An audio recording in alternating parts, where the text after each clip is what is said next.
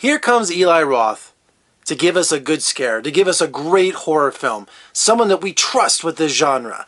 And we have the Goratorium here that he did here in Las Vegas for a while. You know, that didn't work. I don't think anybody wants to be scared year-round, so that didn't work. Also, his Hostel sequels, you know, the first Hostel, wow, that was just a classic, you know, in terms of just shock value and just an amazing feat of horrorism.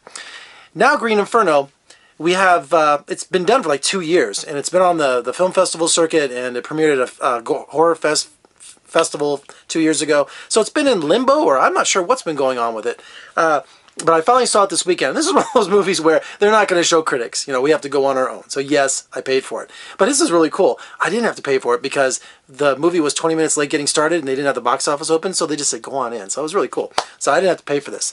And I hope you don't have to either.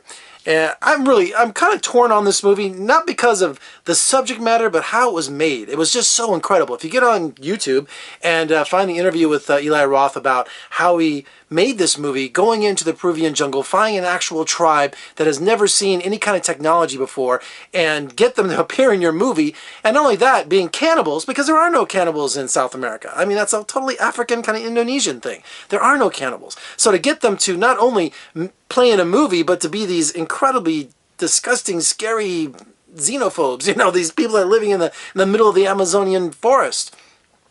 So I'm torn about how the movie was made and the accomplishments with that versus the actual movie. So the actual movie is, we have this girl who's the son of a UN attorney or some bigwig, and she wants to go off and do something that makes a difference. So she joins this radical group that she sees on her campus that's going to save the rainforest. So she goes with this ragtag group down to the Amazonian jungle, and they kind of chain themselves to the, you know, those environmental tree huggers. They chain themselves and they stream it with their phones, so you know, nothing could happen to them. And lo and behold, after 30 minutes or more of waiting for this setup, their plane crashes in the jungle, and then starts the disgusting gore. And you know, here's another problem I had, and it's not your fault, and it's not Eli Roth's fault, is that I was reading an article on Vice, you know, the TV show Vice, and their website, really incredible reporting, stories that you normally wouldn't hear about. And I actually was reading a thing about the drug lord. I'm preparing my Sicario review, and I was reading something upon these drug lords, and not accidentally, but I clicked on where these drug cartels beheads one of their traders, and I thought, well, how fake could this look, and how this could look. Wow, and I'm still thinking about it too. I shouldn't watch stuff like that. It's giving me nightmares. So when I go into Green Inferno, yeah, the first guy who gets eaten, the head comes off, and I mean, what am I doing, you know? And I watch Fear of Walking Dead and Walking Dead every week, and that's, I know, I have a zombie thing, you know, I have nightmares. So going into this movie, I really needed to think twice. But you know what? I did it. So these guys go down, their plane crashes, and they're all taken prisoner. They're put in this wooden kind of stick hut that looks like the professor made from Gilligan's Island.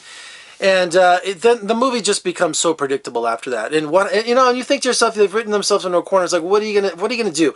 Attempt escape? And then of course they show up later, but they didn't make it. And you know, all kinds of, you know, how many times can you kill somebody or eat them from, you know, doing it raw or cooking them in the ovens or just pulling their eyes out. And so it's a big gore horror fest, and it kind of disturbed me, you know. And usually I'm not that kind of squeamish, but you know, I think the real world is more violent than anything that a horror film could ever do of this kind of nature.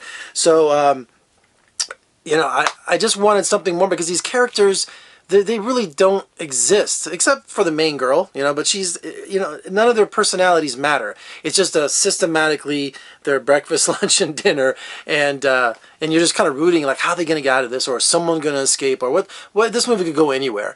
And so it's just really disgusting old school effects. And real quick, what I was admiring about the filmmaking aspect is they found this tribe in Peru, and Eli Roth, they've never seen a movie before, so they actually screened Cannibal Holocaust, and they thought it was a comedy. I mean, here's humans that have never seen any kind of technology. Can you imagine that? And so they're watching a movie for the first time and they're laughing. They think it's a comedy. So the kids were bringing suggestions during filming, like snakes on top of the prisoners, and they've never seen cold drinks before, like ice. They've never seen ice before. It's like Mosquito Coast with Harrison Ford and River Phoenix, Once Upon a Time in the 80s.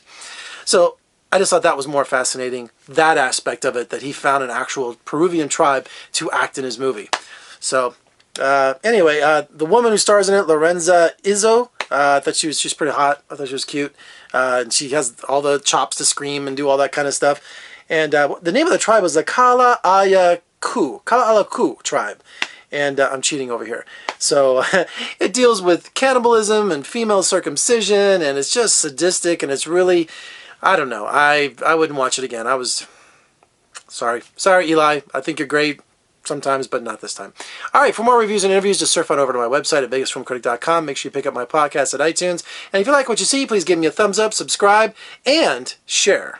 Get that right? All that right order. All right, I'm Jeffrey K. Howard from Las Vegas. I'll see you next time.